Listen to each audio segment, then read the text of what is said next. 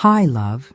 It's Emma. If you've ever been told you're too emotional, or if you felt like your feelings are a problem you need to fix, I want you to hear this first. Your emotions are not your enemies. They're not weaknesses. They're not flaws in your design. They are messengers, wise, alive, and deeply human.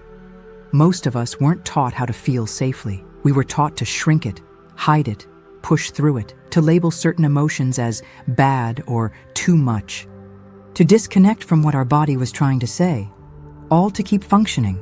But your body still remembers, and it keeps speaking, even when you try not to listen. In this video, we're going to explore what emotions really are, from a somatic, nervous system point of view. We'll talk about where they live in the body, how they move, and what happens when we stop resisting and start listening.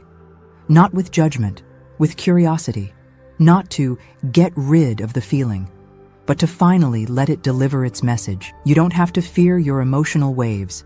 You just need to learn how to ride them. Let's begin. Your body is not just a shell you carry emotions in. It's where emotions are born, held, and remembered. You might think of feelings as something mental, but they're deeply physical. Think of that tight chest when you're anxious, that lump in your throat when you're holding back tears, that heat in your belly when you're angry. Emotions are not just thoughts. They are sensations, reactions, energy that shows up in the body. This is why sometimes we say, I don't even know why I feel this way. Because the body remembers things the mind hasn't processed yet. Our nervous system, that beautiful web of instinct, protection, and survival, stores emotional memory.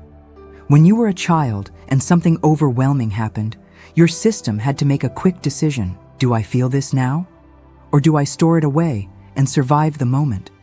And so much of it was stored in the shoulders you now carry tension in, stored in the gut that flares up with anxiety, stored in the jaw you clench without noticing, stored in the heart that tightens even when things seem fine. Emotions, when not allowed to flow, become stuck. And that stuckness is what we often mistake for being broken, unstable, or too emotional. But in truth, it's just an old signal asking to finally be felt and understood. This is not about overanalyzing everything.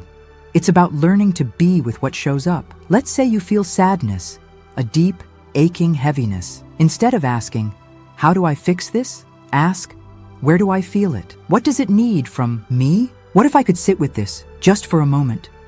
That shift, from fixing to listening, is where the healing begins. Because emotions don't want to hurt you.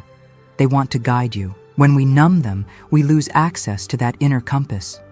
But when we give them space, something shifts. Your body starts to breathe again. The tension softens. The mind quiets. And in that quiet, you hear the truth you couldn't access before. Emotions are also signals of unmet needs.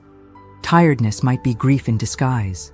Irritation might be a boundary trying to speak. Numbness might be the aftermath of too much overwhelm.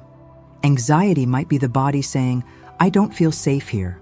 So the work is not about chasing calm at all costs. It's about rebuilding trust with yourself. Saying to your body, I won't abandon you anymore. And no, you don't have to be an expert in somatic therapy. You don't need perfect language for your feelings. You just need a little presence, a little slowness, and a willingness to pause and listen. This is what the body has been waiting for. So, what happens when we stop fighting our emotions? When we stop shaming ourselves for not always being okay? Something powerful begins to unfold.